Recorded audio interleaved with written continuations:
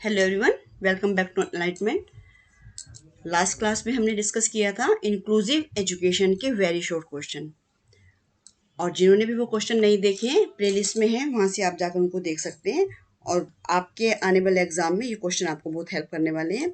Long question की video भी available हैं, और जो क्वेश्चन पेपर लास्ट ईयर के क्वेश्चन पेपर्स हैं वो भी हैं प्लेलिस्ट में, तो वो भी देख सकते हैं वहाँ पर। आज हम डिस्कस करेंगे जेंडर, स्कूल एंड सोसाइटी के वेरी शॉर्ट क्वेश्चन। यहाँ हमने 35 क्वेश्चंस लिए हैं, तो उम्मीद है कि ये क्वेश्चन आपको ज़रूर हेल्प करेंगे। आपको 10 क्वेश्चन करने होते हैं, तो यहाँ से आपको कुछ क्वेश्चन मिल जाएंगे। तो स्टार्ट करने से पहले आप सभी को वीडियो को लाइक कर देना है, अपने साथियों के साथ शेयर भी कर दीजिए, और जो भी न्यू व्यूअर्स हैं वो चैनल को सब्सक्राइब जरूर कर लें, जिससे कि आने वाले हर वीडियो का नोटिफिकेशन आप तक पहुंचता रहे। तो देखते हैं हमारा फर्स्ट क्वेश्चन क्या है। हमने वेरी शॉर्ट क्वेश्चन लिए। सबसे पहले पूछा है इसमें कि what do you understand bye gender. ये जो क्वेश्चन लिए गए हैं ये भी आपके लास्ट ईयर के जो क्वेश्चंस हैं, रिपीटेड क्वेश्चन हैं, उन्हीं में से लिए गए हैं ये क्वेश्चंस। तो आपको सभी को आंसर करना है इसका कि लिंक से आप क्या समझते हैं। यहाँ आपको ये ध्यान रखना है, जेंडर और सेक्स दोनों में डिफरेंस होता है, तो दोनों को एक मानकर नहीं चलना है। यहाँ पर आपको बताना है कि जेंडर क्या होता है। जल्दी से आंसर करें सभी लोग। तो जो जेंडर है ये सामाजिक सांस्कृतिक संरचना है जो स्त्रीत्व व पुरुषत्व के गुणों को गढ़ने के सामाजिक नियम व कानूनों का निर्धारण करता है। बस आपको 2 मार्क्स के क्वेश्चन में इतना ही लिखना है। Gender is a socio culture structure commence determines the social rules and law in shaping femininity and masculinity। Next question देखते हैं। ये थर्ड आ गया, सेकंड शायद बाद में आ जाएगा भी। Right only yeast of structural theory. Structural theory का जीस्ट बताना है। ये 4th यूनिट में है। 4 थ्योरीज हैं, चारों थ्योरीज को आपको पढ़ लेना है। जो ये थ्योरी है, चारों थ्योरी का नाम भी पता होना चाहिए। सोशलाइजेशन थ्योरी है, जेंडर डिफरेंस थ्योरी है, स्ट्रक्चरल थ्योरी है जो स्ट्रक्चरल इसमें पूछी गई है, और डिकंस्ट्रक्टिव थ्योरी है। ये 4 थ्योरीज हैं जो कि फेमिनिस्ट अप्रोचेस हैं एजुकेशन इंटरवेंशन की।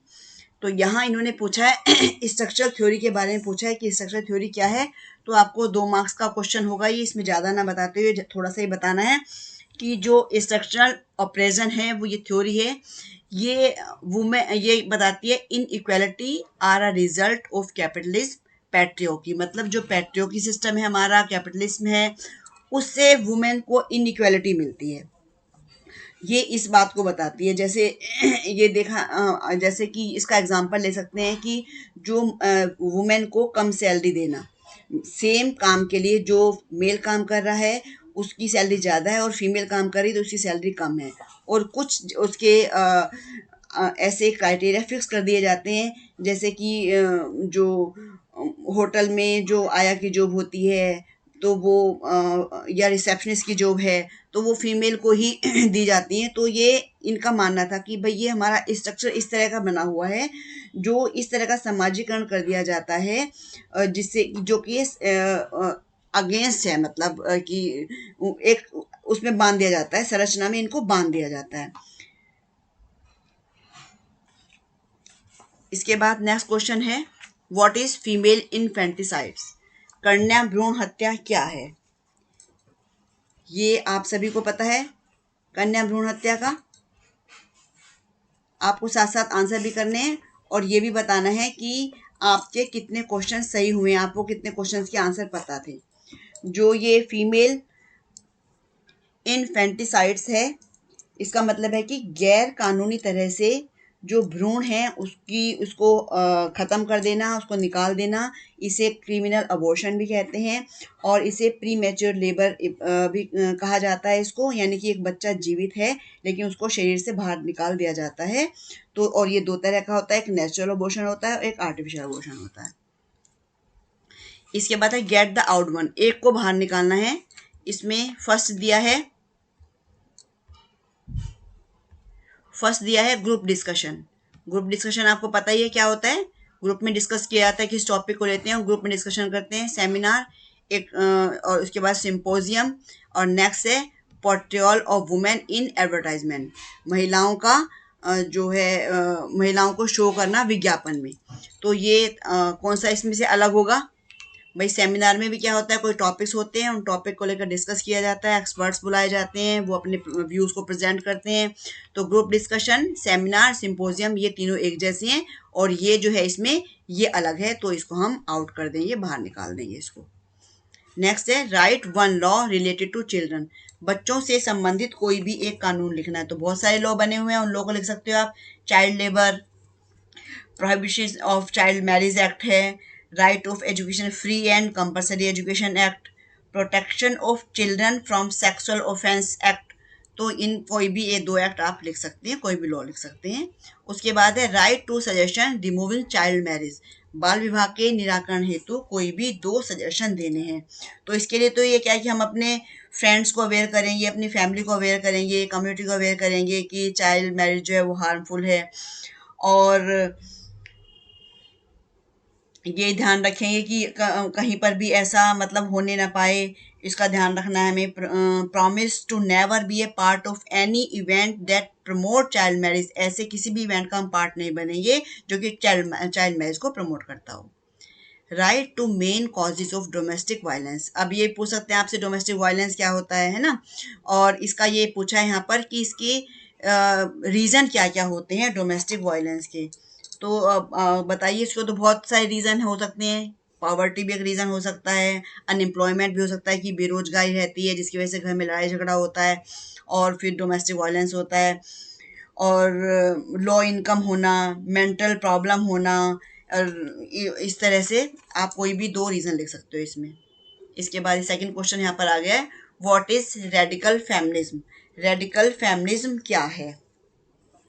तो जो रेडिकल फेमिनिज्म है ये एक तरह का ऐसा आंदोलन है जो ये मानता है कि जो पैट्रियार्की है यानी कि पितृसत्ता है वो लैंगिक असमानता का मूल कारण मानते हैं। किसको मानते हैं? पितृसत्तात्मक को।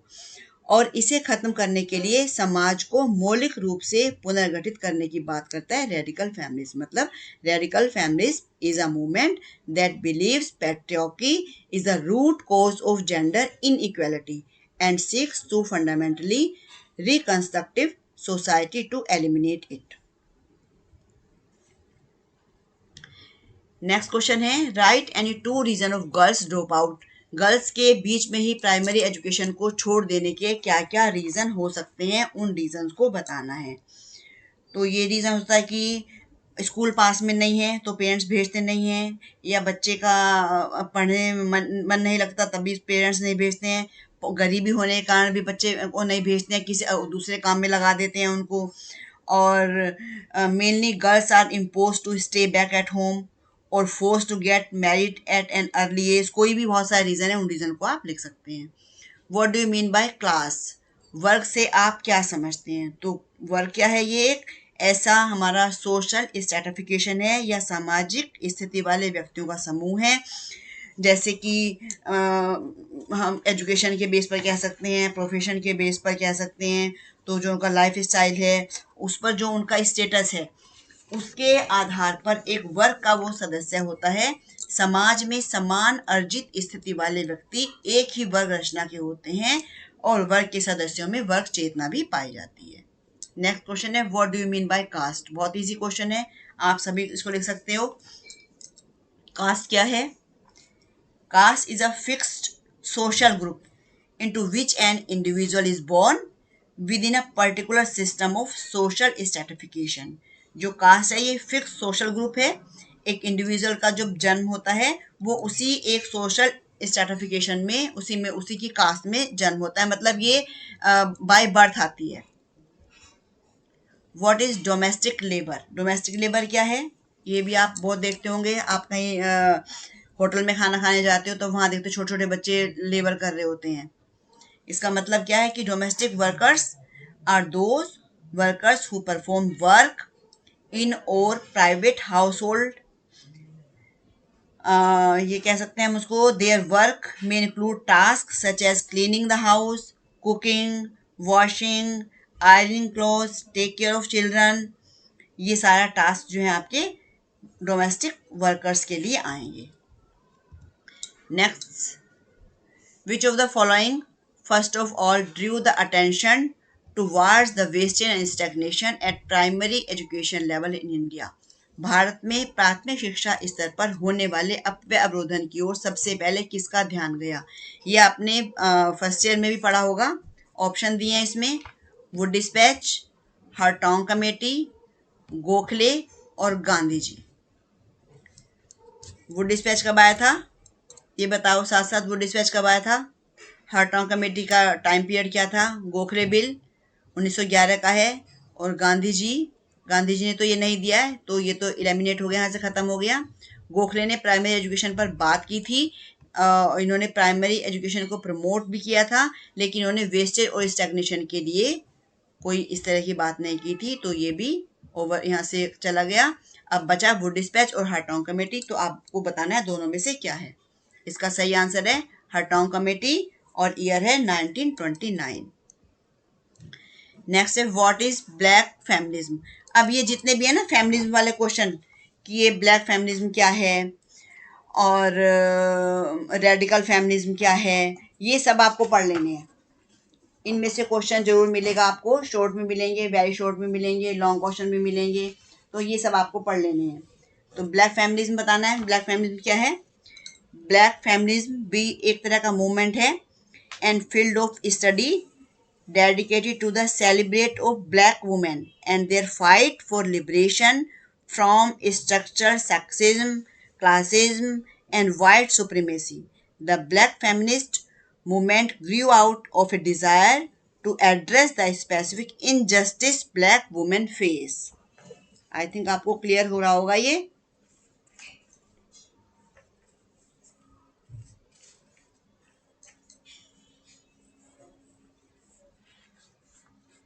1920 में भी जो अश्वेत महिलाएं थी उन्होंने राष्ट्रीय महिला पार्टी से अपने अधिकारों की रक्षा की अपील की, और जबकि उस अपील को उन्होंने एक्सेप्ट नहीं किया था। तो ये जो फेमिनिस्ट हैं ब्लैक फेमिनिस्ट, तो यहाँ इन्होंने अपने लिए आवाज उठाई। What do you mean bye NCERT? NCERT क्या है, इसकी फुल फॉर्म भी पता होनी चाहिए। आप सबको पता होगी, national council of educational research and training is an autonomous organisation set up in 1961। ये एक ऑटोनोमस ऑर्गेनाइजेशन है जो कि 1961 में सेटअप हुई गवर्नमेंट के थ्रू, और ये for the assist and advise the central and state government on policies and programme for qualitative improvement in school education. 2 number के हिसाब से बस आपको इतना ही लिखना है। What do you mean by human right? अब आपको ह्यूमन राइट बता देना है कि ह्यूमन राइट क्या है। बहुत इजी क्वेश्चन है, भी वेरी शॉर्ट क्वेश्चन है। Human rights are the basic right and freedom that belong to every person in the world from birth until death. ये सभी को मिलते हैं जन्म से लेकर मृत्यु तक। अब सशक्तिकरण पूछ सकते हैं आपसे, सशक्तिकरण क्या है या महिला सशक्तिकरण क्या है, मतलब मोटिवेट करना अपने आप को, एम्पावरमेंट का मतलब अपने आप को मोटिवेट करना, और empowerment is the power granted by one person और इंस्टीट्यूशन टू अनदर। और वुमेन एम्पावरमेंट की बात करते हैं तो promoting women's sense of self worth, their ability to determine their choice, their own choice, their right to influence social change for themself and others. Next, ये सारे मैंने भी बताया था आपको, ये सारे जितने भी फेमिनिज्म है, पोस्ट फेमिनिज्म है, ब्लैक फेमिनिज्म है, इको फेमिनिज्म है, पावर फेमिनिज्म है, ये सब पढ़ लेने हैं।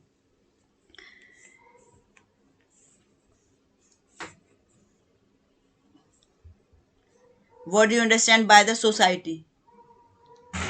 समाज से आप क्या समझते हैं, समाज क्या है? Society is defined as a group of people who live in a definable community and share the same culture. उनका सेम कल्चर होता है, ग्रुप में रहते हैं, एक साथ रहते हैं, सेम सोसाइटी होती है उनकी। What do you mean bye honour killing? सम्मान के लिए हत्या से आप क्या समझते हैं? आप लोग न्यूज़पेपर पढ़ते होंगे, आपको इसका पता होगा। जो ऑनर किलिंग है ये एक तरह से मर्डर ऑफ ए वुमेन और girl by male family members. The killers justified their action by claiming that the victim has brought dishonor upon family name और प्रेस्टीज, मतलब फैमिली के नेम पर, फैमिली की प्रेस्टीज पर वो क्लेम किया जाता है, और उसे घर का जो मेल मेंबर है वो उसको मतलब उनको किल कर देते हैं। तो ये है honour killing. Give two reason for sexual harassment in nearby neighbourhood. पास पड़ोस में यौन उत्पीड़न के दो कारण बताने हैं। जो हमारा एनवायरनमेंट है वो एनवायरनमेंट ऐसा है कि सपोर्ट करता है इन सब चीज़ों को। पावर रिलेशंस हैं, मेंटल और लैक ऑफ अवेयरनेस है। तो बहुत सारे रीज़न है, कोई भी रीज़न आप लिख सकते हो। नेक्स्ट है व्हेन वाज शारदा सदन इस्टेब्लिश्ड। ये क्वेश्चन किसी भी तरह से आ सकता है कि शारदा सदन को कब इस्टेब्लिश किया गया, और या किसने इस्टेब्लिश किया, इसको क्या रीज़न था इस्टेब्लिश करने का। तो ये कब हुआ? 11 मार्च 1889 को शारदा सदन जो है, जो विडो मेल फीमेल थी, विडो फीमेल के लिए स्कूल को खोला गया। और ये जो संस्थान था जो युवा विधवा महिलाएं थी उनको समर्पित था। और ये खोला था पंडित रमाबाई जी ने खोला था। और ये जो पंडित रमाबाई थी ये इंडियन सोशल रिफॉर्मर थी, और इन्होंने वुमेन को एम्पावर करने के लिए बहुत काम किया। और इन्होंने इसकी स्थापना कहाँ पर की? 11 मार्च 1889 को मुंबई में इसको इस्टेब्लिश किया गया था।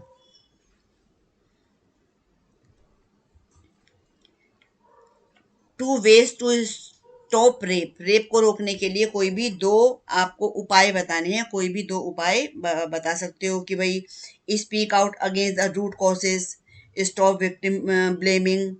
तो इस तरह से कोई भी आप दो इसमें बता सकते हो। अब इसके बाद है अराउंड विच द फैमिली रिवोल्व्स। परिवार जिसके चारों तरफ घूमता है वो कौन है? फादर, सन सन है, ग्रैंडमदर है, या वुमेन है। तो इसमें से कौन सा आंसर सही होगा? इसका सही आंसर क्या होगा? भाई जो हमारी सोसाइटी है, पैट्रियार्की सिस्टम आपने पढ़ा होगा, मेल डोमिनेटिंग सोसाइटी है। तो चारों परिवार किसके चारों तरफ घूमता है? फादर के चारों तरफ घूमता है। फादर ही घर का क्या होता है? हेड होते हैं। Write one difference between sex and gender. इन दोनों के बीच में कोई एक अंतर बताना है। जैसे मैंने अभी आपको जेंडर बताया था, जेंडर के बारे में तो मैंने फर्स्ट क्वेश्चन में आपको बता दिया कि ये जो है ये जो जेंडर जो है ये सोशली कंस्ट्रक्टेड है, और लेकिन सेक्स क्या है? ये बायोलॉजिकल है। तो यही एक ही आंसर, एक ही आप इसको इस तरह से बता सकते हो कि जो जेंडर है वो सांस्कृतिक संरचना है, और ये जो है सेक्स जो है बायोलॉजिकल है। Express your views on sexual harassment at work place. कार्यस्थल पर जो जहाँ पर काम करती हैं महिलाएं, वहां पर उनका यौन उत्पीड़न किस तरह से होता है, इस पर विचार प्रकट करने हैं। यहाँ पर एक दो लाइन में ही आपको बता देना है कि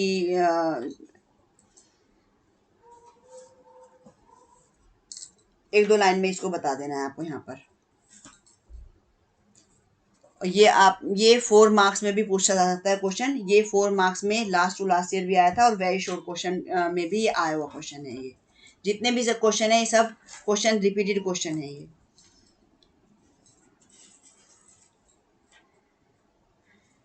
जो यदि वर्क प्लेस की बात करते हैं तो यहाँ पर जो वर्क प्लेस में तब होता है इस तरह का कि जब कोई महिलाओं को काम दिया जाता है तो काम के बदले में उनसे इस तरह के व्यवहार की उपेक्षा की जाती है। और यदि उनको उनकी बात नहीं मानी जाती है तो इस दौरान वो उनको मतलब सर्विस से निकाल देते हैं या उनका प्रमोशन नहीं करते हैं। तो ये इस तरह से आप इनको बता सकते हो कि जो ये कि कार्यस्थल पर या जो वर्क प्लेस है ये किस तरह से होता है। तो वर्क प्लेस पर इसके लिए एक वो भी बनाया हुआ है, sexual harassment of women at their work place prevention bill बना हुआ है 2000 में।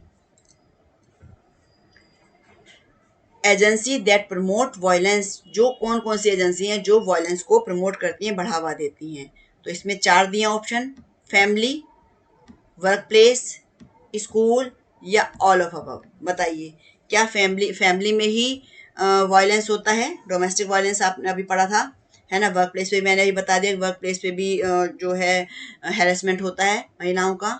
School and all of above, तो इसका सही आंसर होगा ऑल ऑफ अबव। शारदा सदन, ये तो अभी क्वेश्चन हो गया। शारदा सदन को कब इस्टेब्लिश किया गया और किसने किया, ये पता होना चाहिए। What is the hidden curriculum of gender in school?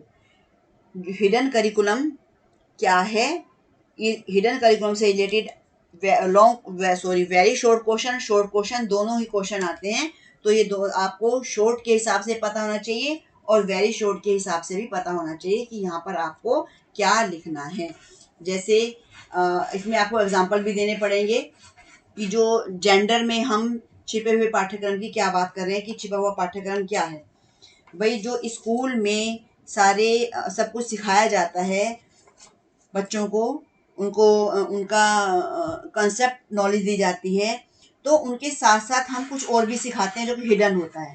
भाई जो टीचिंग मटेरियल होता है, क्लास में बच्चों का मूल्यांकन होता है, स्कूल में बहुत कुछ बच्चे सीखते हैं, और इसलिए कि स्कूल में जब बच्चे पढ़ रहे होते हैं तो वो सभी उसी रेफरेंस के अर्थ को समझते हैं, उसी अकॉर्डिंग अपना रिएक्शन करते हैं।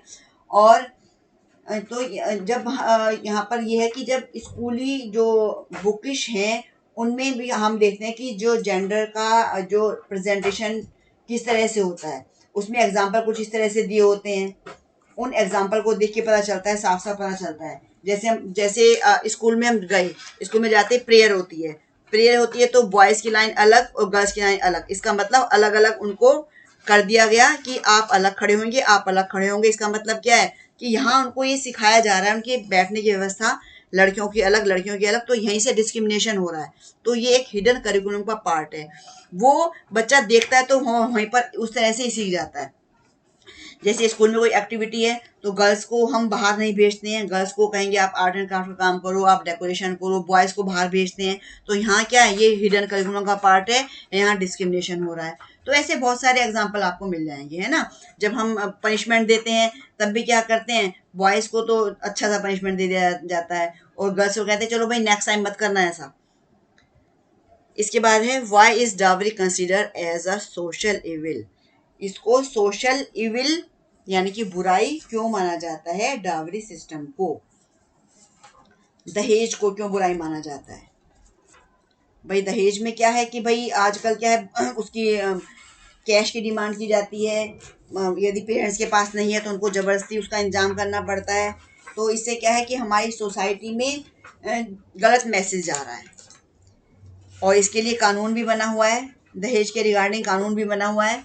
जो ये एक सोशल इविल है, इससे समाज की जो स्थिरता है उस पर नेगेटिव इम्पैक्ट आता है। जो हमारी प्रेजेंट सोसाइटी है ये मेल और फीमेल की इक्वालिटी के वैल्यूज पर बेस्ड है, और यदि हम इस तरह से डावरी की बात करते हैं तो इसका मतलब हम दोनों में डिस्क्रिमिनेशन कर रहे हैं। सामाजिक स्तर पर इसका मतलब हम महिलाओं को निम्न मान रहे हैं, है ना। और इसलिए ये क्या है, बुराई के रूप में इसको माना जाता है। What is acid attack? Acid attack क्या होता है, ये भी न्यूज़पेपर में आप खूब पढ़ते होंगे, न्यूज़ में देखते होंगे। तो एसिड अटैक ये एक क्राइम है, और इसमें क्या है कि जो इंडियन पैनल कोड 1860 है उसने इसकी डेफिनेशन इस तरह से दी है, an acid attack as a form of violence against women where the person or object with acid to deface or kill them. मतलब एक व्यक्ति जो है दूसरी महिला पर कि एसिड फेंक देता है, उस पर एसिड गिरा देता है, उसको मारने के इरादे से, उसको फेस खराब करने के इरादे से। तो ये है एसिड अटैक। उसके बाद है what is power families? Families मैंने भी आपको बता दिया कि सारी फैमिलीज में आपको पढ़ लेनी है, जो भी अभी से पहले भी आया था, तो वो सब आपको पढ़ लेना है। इनमें से आपको जरूर क्वेश्चन मिलेगा ही मिलेगा।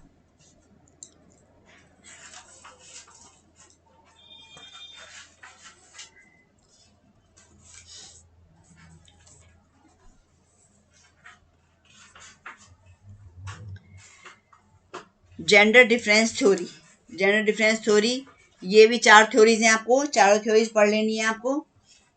Gender difference theory, structural theory. Gender difference theory क्या कहती है? जेंडर डिफरेंस थ्योरी में ये कहा गया कि यहाँ पर जो गर्ल्स और बॉयज की तरह, मतलब लड़कियों का लड़कों की तरह सोशलाइजेशन करने की बजाय जो गर्ल्स के अपने एट्रीब्यूट्स हैं उनको इसी तरह से रिवोलाइज किया जाए, और करने के अंतर पर मतलब जो उनके जो एट्रीब्यूट्स हैं उन एट्रीब्यूट्स पर ज़्यादा ध्यान दिया जाए। उनका मानना ये था,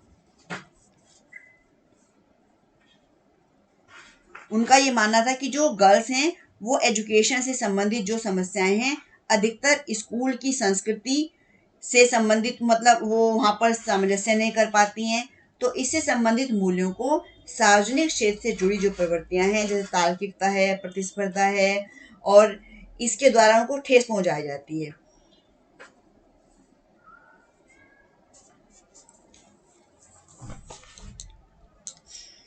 इनका मानना था कि जो स्त्री व पुरुषों के द्वारा नैतिक निर्णय लेने के तरीकों में सिर्फ इसलिए फर्क होता है, उनका निष्कर्ष यह है कि महिलाएं सही और गलत के तार्किक कारणों से उतना प्रभावित नहीं होती जितना वह प्यार, सहानुभूति, चिंता, संवेदनशीलता जैसे कारकों से होती हैं।